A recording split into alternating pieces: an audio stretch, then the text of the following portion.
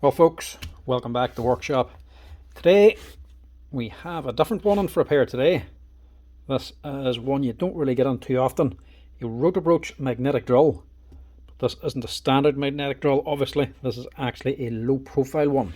So small and compact for getting into tight spaces. This is the Rotabrooch Elements 50 low profile magnetic drill. Handy wee machines to actually use. Very nice machines, these here Rotabrooch ones. Expensive to buy, but come in very, very handy. A little bit like an angle drill. You don't really need one until you need one. When you need to bore a hole somewhere where you can't get in with a normal magnetic drill, these here are just lifesavers. They can actually get onto the actual rails of a girder, get inside the actual girder itself and between the top and bottom rails. Perfect for the likes of that. So the customer says this one is making a bad noise. He wants to see if it can be fixed up. So we'll see what's wrong with it. Let's see if we can fix up this wee Element 50. Actually doesn't look too bad a nick either. Completely different to a normal one. It's all angled up in here, just sitting on top of the magnet. Back here is just the controllers and everything, and then the motor is sitting on top.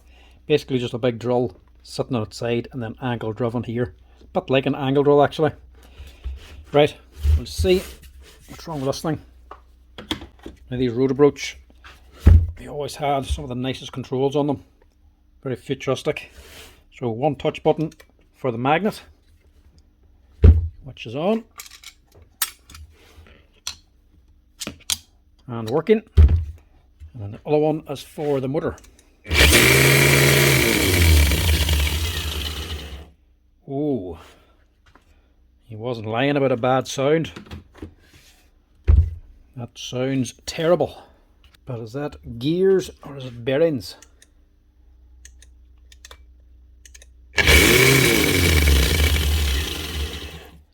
Might be lucky. Could be a bearing back here.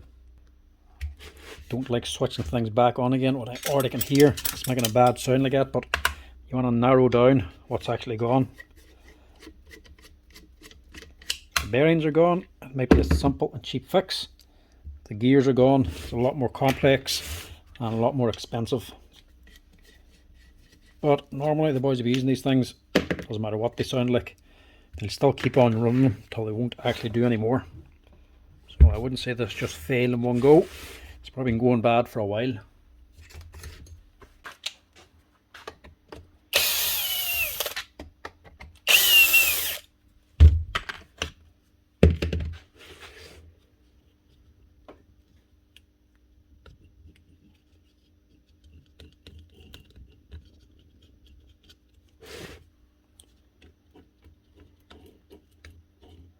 You would say that might be a bearing. Now, we can get to the taco here, sure. Yeah, definitely playing that.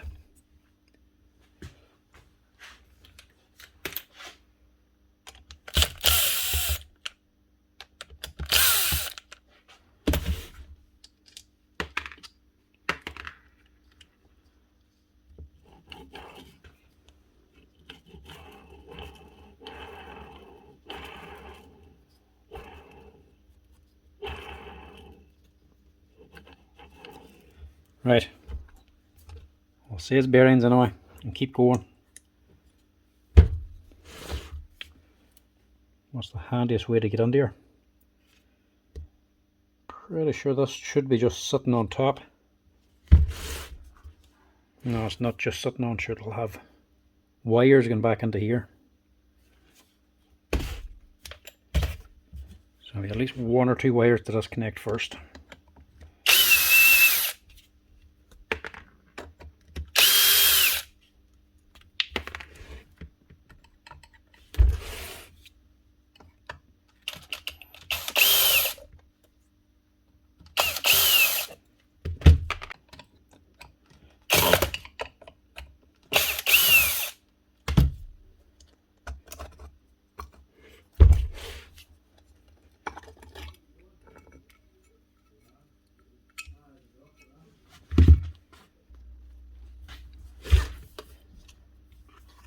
Take off the wee strip for the wee surge protector, or the wee LED indicator. That's telling you the current come through. That's wee overload protection. Tells you if you're drawing too much power. but you can quickly take that out. It's a bit tight for space inside of here. This is one of the only things that can be hard to work on for actually getting everything back in again, but it's all nicely laid out.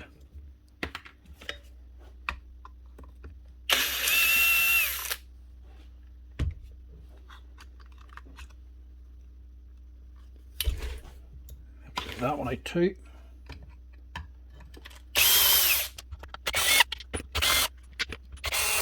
She's a small, compact machine, but it's not a small motor.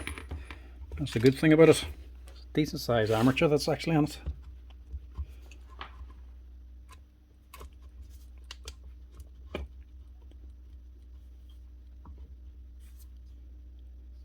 Yeah, I'm gonna have to take that off.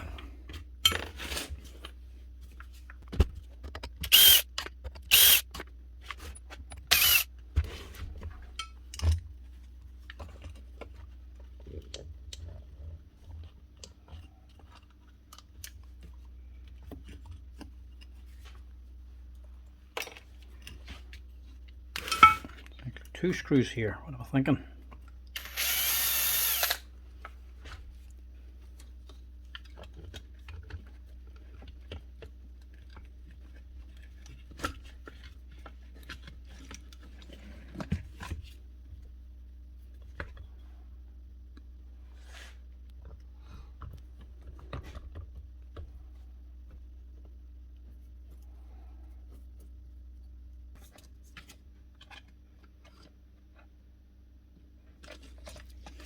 And we might not be as lucky as I thought.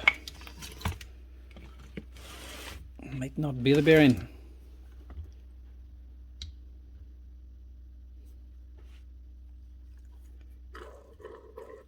Oh, maybe it's this one.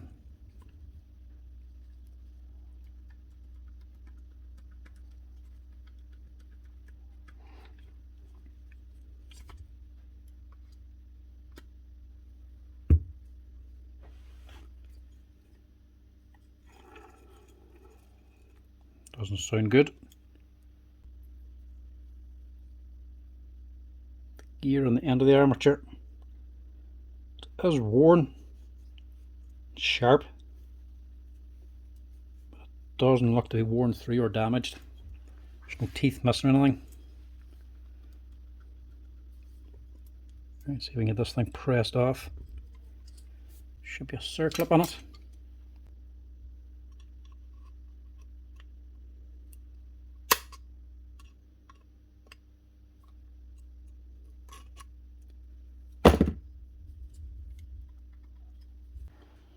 Yep. Looks like that's the problem. One collapsed bearing. Might still be able to see what it is. Might be a 6001. I'll know when to get to the other side. I'll get the old one out. Have to give this thing a wee bit of a wash down as well. Getting a wee bit greasy. Grease and the actual gearbox. Couldn't have used a thicker grease.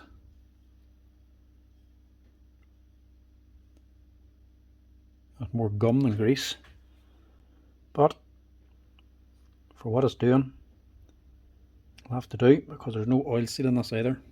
Used anything much thinner, it could just end up leaking out. Right, we'll wash this. We'll get this out.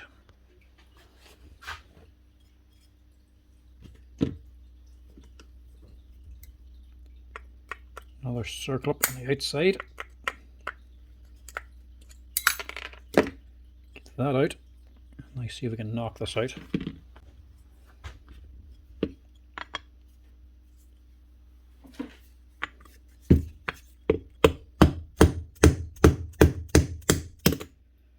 Tappy tap. And out she pops. Luckily she actually did stay together. Normally when they collapse like this, the bearings fall down. Because they're lopsided, the center race can sometimes just drop out. When that happens, it's a lot more difficult to get the outside race out again. So might have to use heat and beat it out along the edge, or else put a bit of weld around the inside to get it to squeeze in. and then take it out. Just watch as well, because the oil seal is still on there.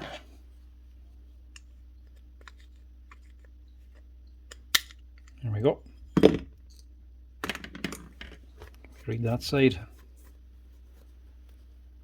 And it is a 6001 bearing. Right, get a new one for this. And we'll get this on. And we'll tidy up the armature a bit more. Yeah. Don't want to melt the desk.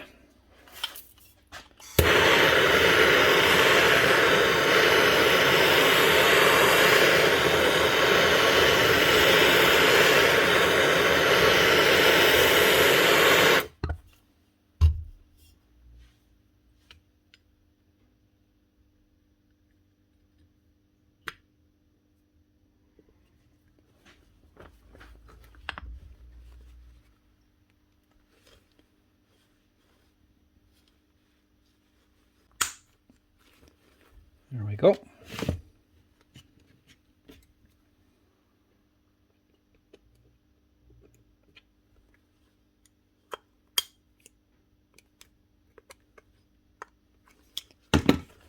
Right.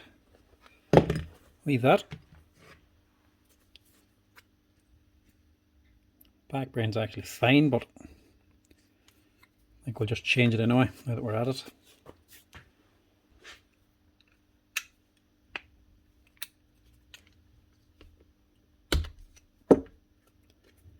Left hand thread. Pull that off.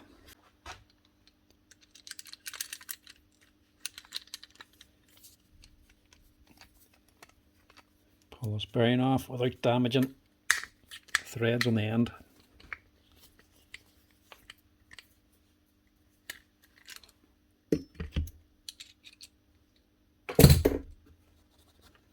Was that a 6000?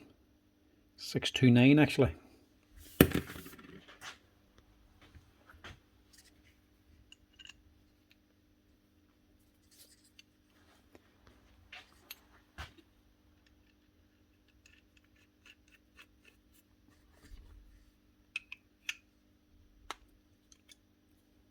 Right.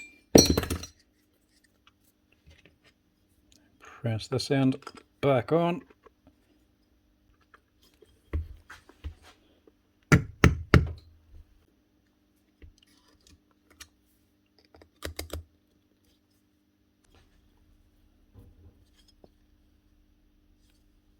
Right. That's the main problem. I should get her sounding better. And the next thing is getting it cleaned and back together again. Fitting all this back in again is the tricky bit. And will I bother cleaning out this grease? Right, I don't think I'm going to clean out the whole gearbox, but I am going to get rid of a lot of the grease, just in case there's any contamination. And we'll just quickly wash the inside of this. There's a lot of grease in this thing. Look at that. Not exactly light either.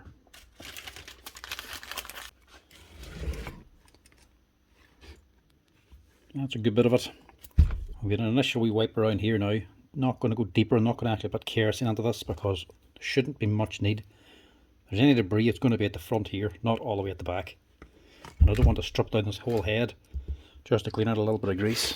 But I will just check up on here.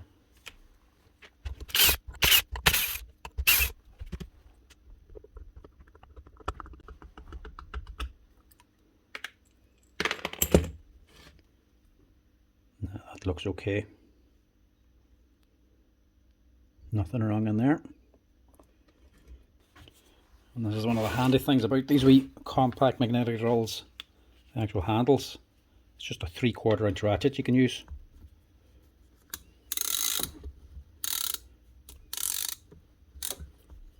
That's the mechanism there, just going up and down. She's running inside the spindle to try and save space, so instead of the whole thing going up and down, she's two spindles inside of each other for giving the movement. Right, this is okay. Stick that back on again because there's no damage inside that gearbox. Gears are fine. Might put a wee bit of touch of grease into it just to top it up.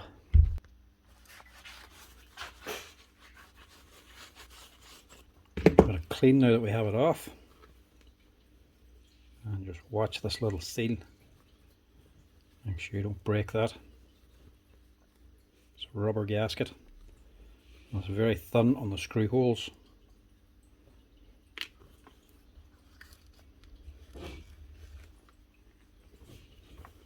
When you're cleaning this down without washing it out, just be careful which way you actually rub it. Don't rub the swarf into the actual grease. Wipe it away.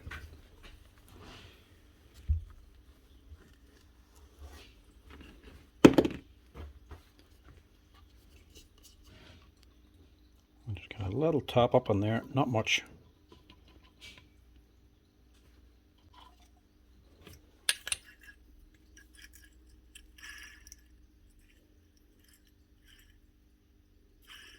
Actually, good job we did open that.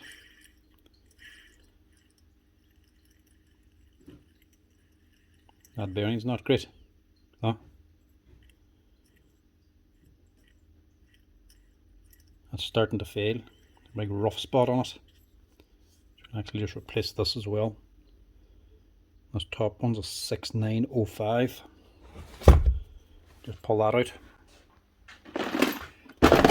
Have to go into the oddball box for this. There's all the odd size bearings, it's not over in the racks. It's a 61907, 6809, a few thrust bearings, taper bearings, 6905. That's what we want. It's a rubber seal, but it'll do the same job.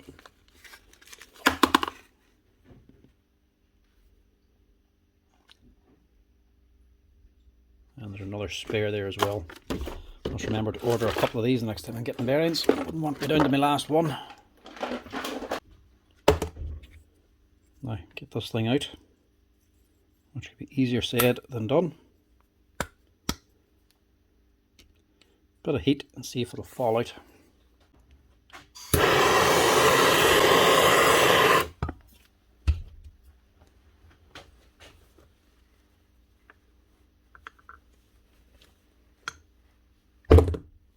There we go.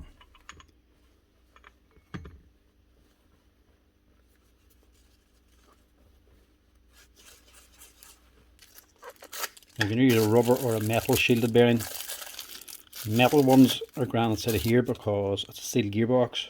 The grease will help it and there should be no risk of dirt getting in. The rubber ones are just good for keeping the dirt and the dust out. Not really essential when they're inside a sealed gearbox anyway. But they still do the same job. Drop that in. Stick us back on again.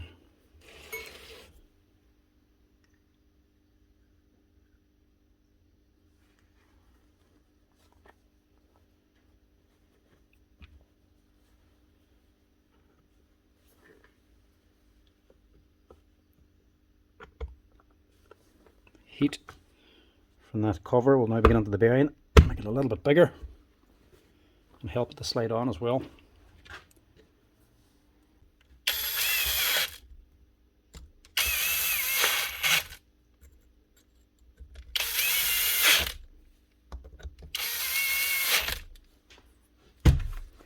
Now, get this over to the parts washer now. And carefully clean it down without damaging any of these wires because everything's just hanging here at the minute. Or I suppose I could just unplug some stuff.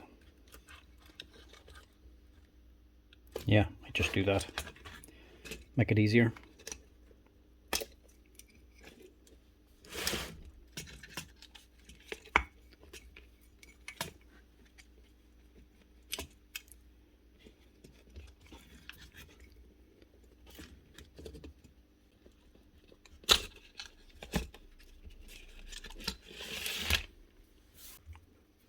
Obviously, if you're doing this at home, this step is absolutely not necessary.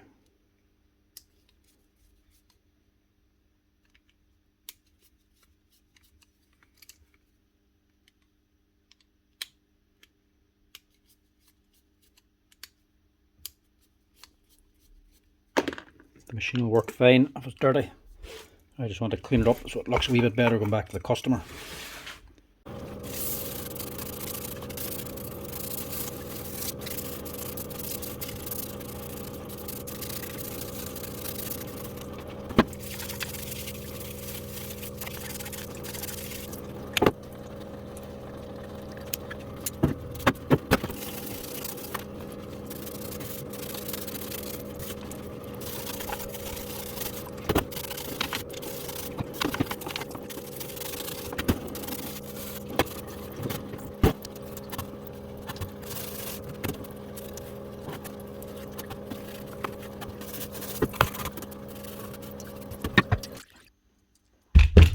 Now, that's a bit cleaner looking. Didn't wash in here, but give it a quick wee wipe and blow out. So that's all nice and clean and everything's moving like it should. Now, the only other thing you'd want to watch out for when working on these magnetic drills, not just when you're strapping them down like this here, but anytime you have a magnetic drill, you're using it, watch out for the grub screws that hold on the blades, the actual cutters. If you start to round them out, change them before they go bad. They break inside, you're into a lot of hassle and a lot of money just for two little grub screws. If you break off the Allen key inside, you're not getting them out. If you strip out the head and they're tight, it's very difficult to get them out. Sometimes the only way to do it is replace parts. So if you ever see the grub screws going bad, change them before they fail on you, and I'll show you why. That is exactly what's actually happened here. This is actually a Virus 40 magnetic drill, and this man has done just that. He's actually stripped out the grub screw, put a bigger Allen key into it to try and get it out, but then sheared off the big Allen key, so the head of the Allen key is still in the grub screw. Now you can't get the bit out, or the grub screw out to release the bit. Tried drilling it out, but because the Allen key head's in there, it's that hard now, you can't actually drill it out. Tried loads of heat to try and soften it, no joy, and then tried lastly to cut a slot in it with a grinder, still won't budge. There's one out, but you can't get this one out. So the only way to fix that now is to replace the whole arbor up in here, which isn't actually all that bad, but in some brands it can be very expensive. He's lucky enough because this Virus 40 machine, it is actually, funnily enough, a Rotabrooch. This is a Rotabrooch Compact, but this one here is actually a Rotabrooch Commando 40. Not uncommon for brands to do this, so Rotabrooch just sell this to Virus, but with a blue cover and the Virus name on it. It is a Commando 40, just rebranded basically, and sometimes can be a better way to buy it if you're looking for a decent machine. So can't remember how much the Rotabrooch costs, but this Virus one, same machine, costs about €600 or €700 I think, and they actually come with a bunch of cutters as well, so it can sometimes be a better way to actually buy them. But luckily enough for this man, because it is a Rotabrooch, you can just replace this here arbor, which is another 2 grub screws up here and 2 down here. That's all you need to replace, so that arbor is not all that expensive. Luckily enough for him, this is a Rotabrooch, so he can just replace this. Some other brands, they can be very expensive, but this one isn't too bad. So that could have been easily avoided if it had just replaced the grub screws whenever they started going bad. Grub screws cost what, 20 or 50 cent? Buy a bunch of them, have them spare. Once they get so badly worn, replace them. There's no reason for that to happen. But back to this one. Let's see if we can get this back together again now, or at least rewired in again. Handy around this way. If you're taking these things apart, always mark the wires in some way, so you know which way you're putting them back together again.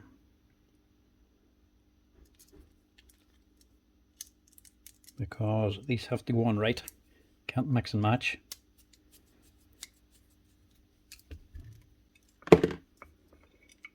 Sometimes when you get these things in, Either the customers had to go themselves and pulled all the wires out, or sometimes something goes wrong and all the wires get yanked out. Sometimes the worst thing about actually putting these back together again is if the wires are out and you don't know how to rewire them. They've already come pulled out. So you have this one, that's how this particular one goes back together again. So you have your blue and black first, blue first, then black. They have to be the right way around because they're going down to the electromagnet. Then you got your neutral, then you have your two red wires going to your motor, then your live at the end. It might be different depending on which country you're in or what voltage this machine is. This is a 110 volt. That's how the 110 volt here in Ireland and the UK, that's how that one's wired in. But depending on where you are, it could sometimes be different.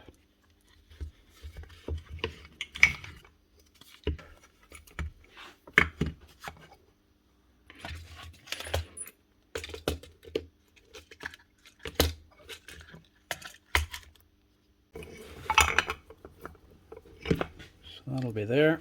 That's on top. Just get this roughly in position.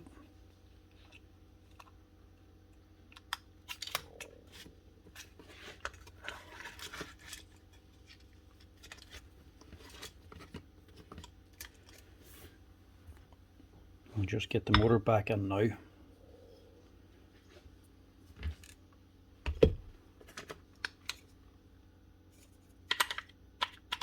Don't forget your air deflector.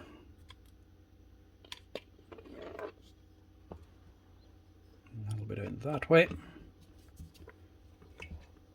Now there is a little bit of damage in the armature. And when I wash this gear out, there is a little bit of damage in this too. It did do some damage, there's a little bit of wear on it, but not enough to scrap it off. This is still good enough. At worst, could sound a little bit geary, but I'd say it should be fine. Now, this is another part that can actually fail quite often too. This is the actual drive coupling that takes the power from the motor and transfers it into this here big gear, this drive gear here. So if anything's going to shear off or fail, it's generally going to be this here.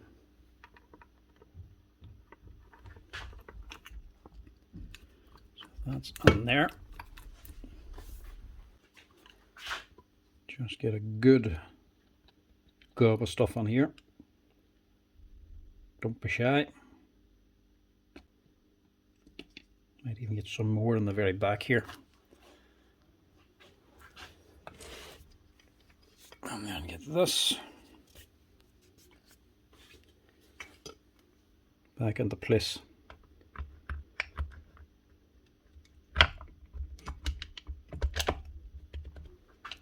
Might be tight as well if you put grease into the holes where them spindles or bearings are going to. Sometimes hold it back and you have to press them in. This one's slid together fairly easy.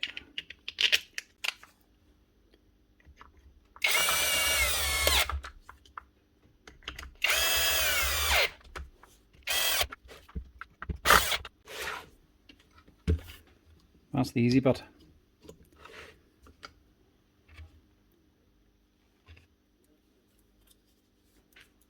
So just stick in these two wee screws, holding the speed control.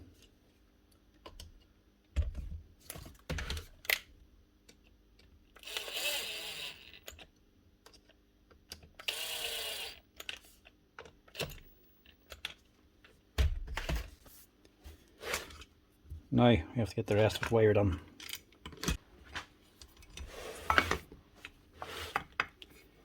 And this can just be awkward sometimes. First, get this wee wire on for the display. It's compact and small, so everything can sometimes just be jammed on. Get this side on first, then we know what we're doing.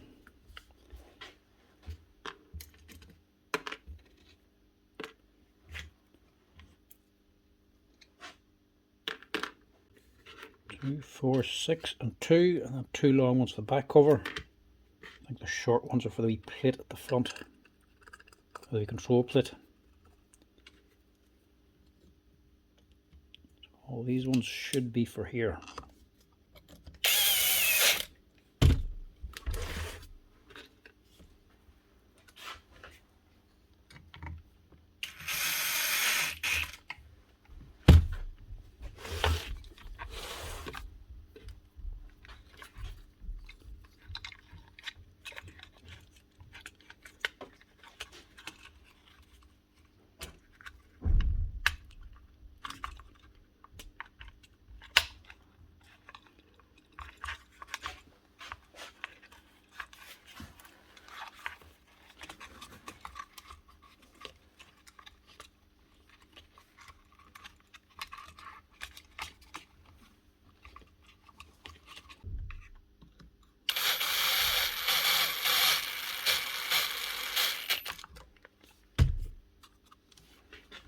going into plastic. It doesn't have to be overly tight, but just make sure there's a gap here for this other side of the cover to go on.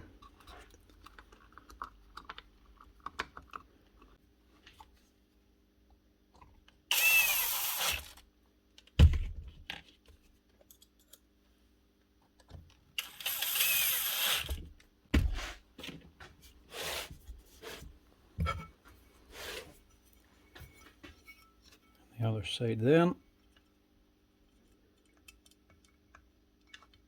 Or the wee connector.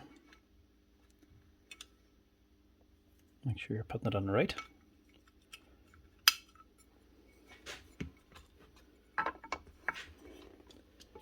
And then just make sure that folds down and doesn't get snagged.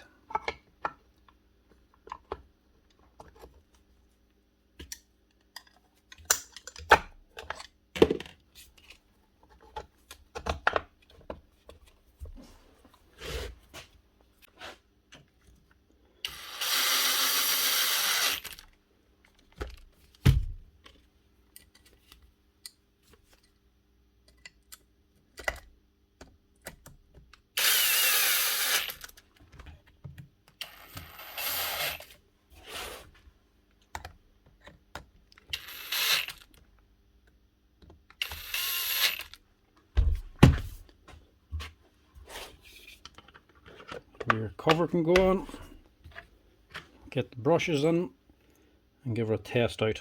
Hopefully she'll be sounding a lot better.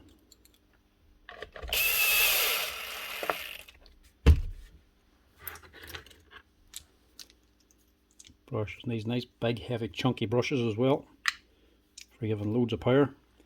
These things aren't all that badly worn, so they don't need to be replaced either. I'm curious to know if that's the first set of brushes in this, or if he's replaced them before. Because there's not an awful lot of wear out of that brush for it having ran through a bearing.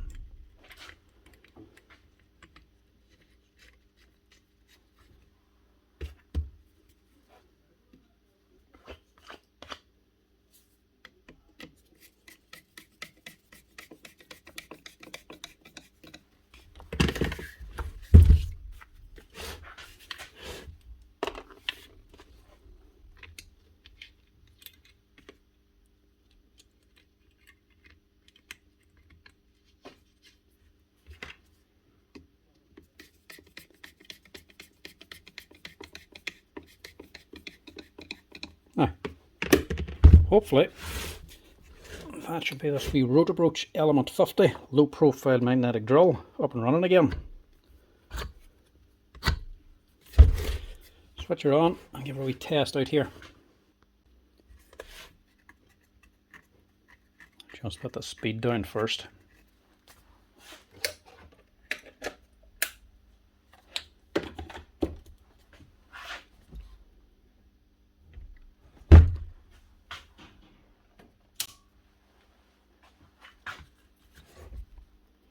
We have power, we have a magnet, it's working. Now what does the motor sound like?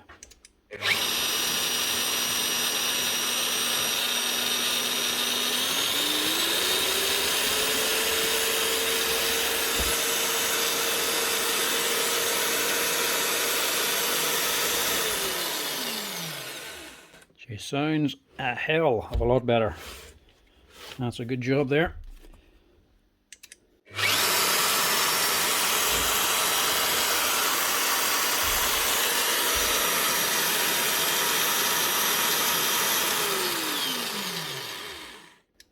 That's it. One Roatabroach low profile magnetic drill. Up and running again. 3 new bearings. Only one that actually collapsed. Sounded terrible. Sounded like the gears are stripped out of it. But it was just a set of bearings that needed to be changed on it. Luckily, didn't do any damage to the gearbox. Right, that's her. Up and running again. Ready for work. Nice wee machines these Roatabroaches are. And plenty of spare parts available for them. And these here low profile ones Like I say, you don't often need them, but when you do need them, nothing else is going to do. Very handy piece of kit to have about you. If you don't use magnetic drill often, they'll still do the work of a normal one. You mightn't get as much travel, but you'll still go through a girder, no problem. But you'll just get more awkward jobs with the likes of this here one. But with any tool or any magnetic drill, not just this, when you start hearing them making a bad noise, don't just ignore it and think it's going to go away or improve. When it starts making a bad noise in here, get it looked at, get it fixed up. The bearings are gone. If you leave it alone, it's just going to end up doing more damage. A couple of bearings are only costing €6 a piece. Gears could be costing 50, 60 or 100 euro to replace. If it's starting to sound rough, get in there, change the bearings before they do more damage. It'll cost a lot less in the long run. Plus, it's a lot easier to actually do. That goes for any machine, not just a magnetic drill. You're just going to cause more damage when you leave bearings to go bad. Anyway, that's it folks. As always, if you're liking the videos, give us a wee like and a follow down below. And if you want to help out the channel, hit that share button as well. Anyway, until next time, chat to you later.